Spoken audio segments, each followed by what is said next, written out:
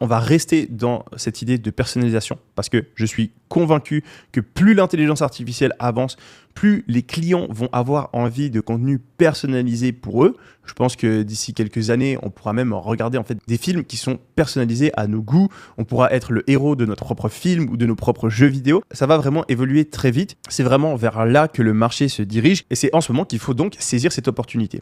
Et cette opportunité, on va pouvoir la saisir via le e-commerce aussi, en faisant du print on demand. Vous allez pouvoir utiliser des outils comme Gelato par exemple, qui peuvent vous permettre de faire des tasses personnalisées, des t-shirts personnalisés, des pulls et plus ou moins n'importe quoi. Et vous allez pousser la personnalisation encore une fois à l'extrême, en permettant aux gens d'avoir une tasse avec une photo d'eux en super-héros, ou une photo d'eux qui reprend un mime légendaire. Pour le faire, c'est vraiment pas compliqué. Vous avez juste à créer un site avec un formulaire. Ça, vous pouvez le faire facilement sur Shopify par exemple.